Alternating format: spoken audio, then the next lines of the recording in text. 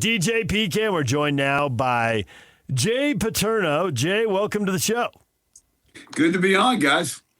He is the Nittany Game Week host, analyst, and, of course, a former Penn State assistant coach, and you probably recognize the last name Paterno. So there you go.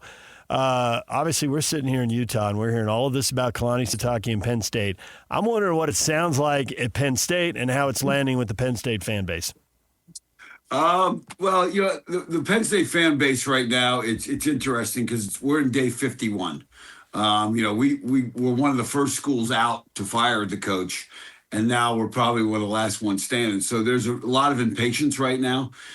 Terry Smith, who was the interim head coach, has done a great job in the 6 weeks, almost beat, a miracle catch away from beating Indiana, lose to Iowa by 1 on the road, and then wins the last 3. So there was a lot of sentiment among the fan base for hiring Terry Smith, but that does not seem to be what the administration is thinking. So certainly there's a lot of curiosity. Not a lot of people out here know that much about BYU. I hear, I thought you guys wanted me to come on and give you a breakdown of the Big 12 championship game. We wouldn't mind that. Listen, I like BYU's chances Saturday. I really do. It's unfortunate in that sense that the Kalani Sitake story to Penn State supersedes the actual game on Saturday. Yeah, I think that's the unfortunate of where we are in college football. It's until, I'm on the board of trustees at Penn State, and I've had discussions with other Big Ten trustees about at some point it's time for the governing bodies of these schools to try and sit down and really remake, we don't want to get into who's hired as coach and all that kind of stuff, but it's time to remake the calendar to be realistic about what we are. And that's just not happening. But I certainly hope that for BYU's sake, whatever is going on, that the team focuses, goes out and plays a really good game. I think, you look at the last game when they played, if BYU doesn't turn the ball over and they're better on third downs, they probably got a chance to beat them. They did a great job against Texas Tech's offense, which is incredible. But they handed them 6 points, and I still can't get around number 47 running around a quarterback. I mean, I remember Flutie wearing 22, and I'm old enough to remember Flutie wearing 22, and that was like, wow, that's an ugly quarterback number. But this is beyond. But look, I hope that they focus in and really go out and win. If they win, I hope they focus in. And I hope that they don't have the disruption in their playoff run that Ole Miss has had. I think for BYU, they need to increase the funding in the football program, and that's been the major issue. They're towards the bottom in the Big 12, and they need to step up, especially because the basketball program is funded through the roof, and the fact is, I don't know if it's jealousy or envy or probably irritation. The football guys are irritated that the basketball gets shown so much love and the football doesn't, and people don't want to hear that, but that's just a fact. And if you knew where we're getting that information, you would say, yeah, okay, that's true, because we'll just leave it at that. As far as what Penn State has from a distance, I mean, we know, but I grew up in New Jersey, and my mother's last name ended in a vowel, so Paterno was Paterno was always big in our household, obviously for obvious reasons there. So with that in mind, we have a feel for it, but just the level of commitment that Penn State can offer, could you delve into that? Well, if you look at what we've done and these are public numbers, these are not trustee numbers that I shouldn't reveal to you. These are public numbers. We've been top 5 in the country in football budget. We've been top 5 in football salaries, and we've been top 5 in recruiting budget. So the money has been there. Now, the NIL money gets tricky because where does it come from? How do you allocate it? And it's a whole different world this year with revenue sharing. But certainly we have not shied away from it. In fact, last year, really, our administration and our football program went all in to retain a bunch of guys. It just didn't work out the way everybody thought it was going to work out. And I think the danger is when you go that route where it's all about resources, it's easy to put the money together to build a roster, but can the right guy build a team? And I think that's where we kind of fell short a little bit this year. But the commitment is definitely there. Having said that, being on X or Twitter or whatever we're calling it last night, It seems like people don't realize there's a lot of money in the LDS church. I mean, you're tithing people, so they've got some cash, and there's a lot of other people involved. You guys mentioned, how the cookie's going to crumble on this one. We'll find out, to make that reference. But Nice. There's a bunch of guys out there that are on social media saying we've got this covered. So, we'll see where, as I said, we'll see where the cookie crumbles. All right, you're doing very well here, Jay. Good work. I'm curious if we could step away from the money, and I don't know that you ever step away from the money that far, but let's just step away from the money for a second. What about the thought of somebody who's lived his life on the western side of the United States suddenly going back east, and can you hire enough assistants who are tied into that area? Does that even matter in the NIL house settlement money era? Does it just come down to tell the players how much do they think they're going to play and how much they're going to get paid, and all the relationship stuff is old school and out the window? And I think that's a great question. I think the relationship stuff still matters. I started my coaching career at UVA, and Bronco Mendenhall came out and did a good job, but there was still almost a little bit of a disconnect between Virginia and where he was coming from, but he did a good job. So I think that's possible. I think sometimes you got to clear some hurdles to get here and do that kind of stuff. But if he comes here, we'll see, and certainly he'll have all the support that he would want. But again, I don't know if that's where that whole thing is right now, but certainly that is something that the NIL stuff does change that a little bit. But I don't know if it changed it that drastically. Do you think Penn State has made its best offer to Kalani? I don't know. I mean, we have not. We as a board, the compensation committee would be more informed on that, and I'm not on. I used to be on it. I'm not on it now. But what's being reported would probably be at the top end of what we can throw at somebody. But again, I don't know if what's being reported is actually accurate. But we'll see. Is there ever a sense in the Penn State fan base or donor base? I mean, chasing Ohio State, you're trying to slay the dragon here. Is that a good idea to put that on the coach, or does that put him in a bad spot from the beginning? Or it doesn't matter, that's the job, suck it up, Buttercup? All the above. No, I mean, the reality is Ohio State right now is performing at a level and playing at a level.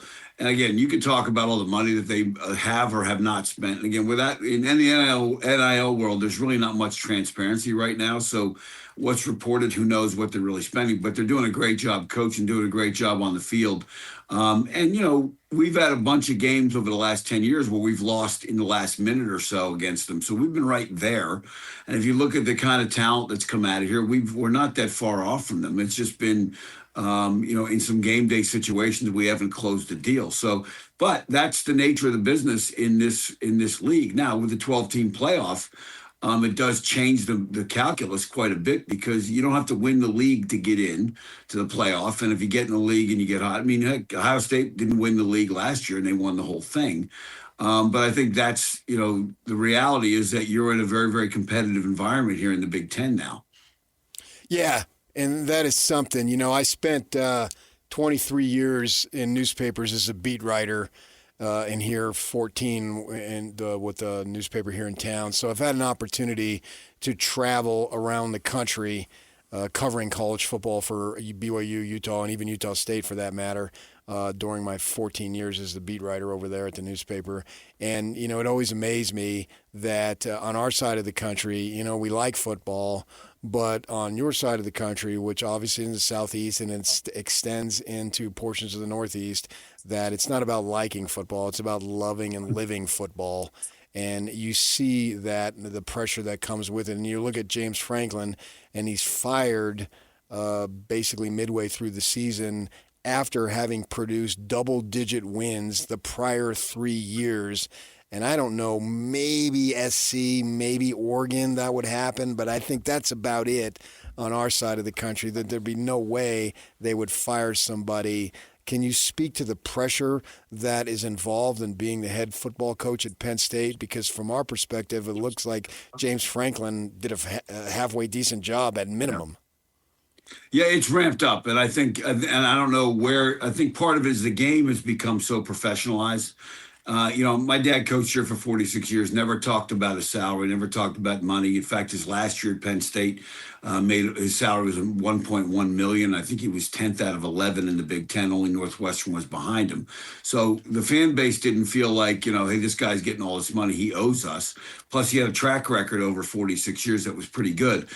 So I think, but with the amount of money being spent on coaches, the amount of money being spent on players, and, with legalized gambling like it is now, fans feel they look at the game as been professionalized. They feel a different type of ownership of the game, as well as being, quote unquote, more, in pun intended, more invested in the outcome of the game.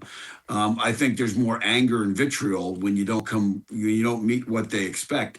And heading into the season, I felt very, very nervous about what the expectations were for James Franklin and his team, because you don't just wave a magic wand, sign a bunch of players, and win the whole thing.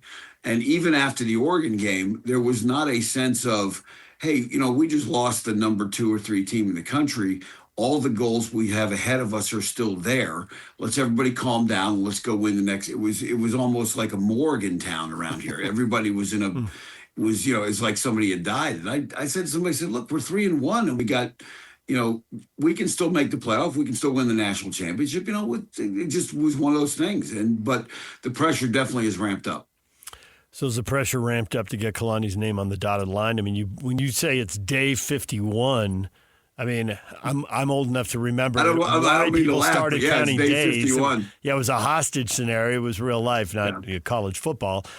But that does tell you a little bit about the intensity around this. So I'm curious, if it's not him, who is it, and how quickly does it have to move as signing day blows by us? The 3-day signing period blows by us here at the end of the week.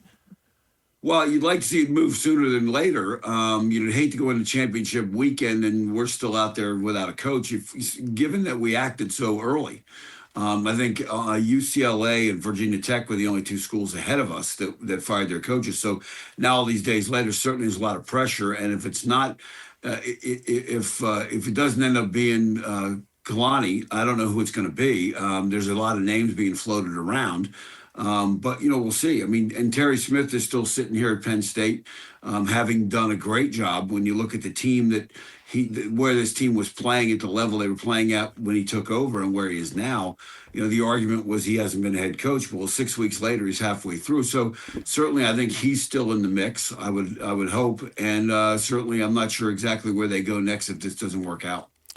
As I said, growing up in New Jersey, being Irish Italian, which there's a lot of us running around out there. It was, as far as college football goes, at that part of the country, it was Notre Dame or it was Penn State. And that was pretty much it. And that's what we thought of, and those are the teams we followed. How is it now in terms of the high school kids? The way we viewed it is like, well, if you were real big time, you either went to Penn State or Notre Dame. What's the mindset in the region as far as what Penn State football is about for the high school recruits?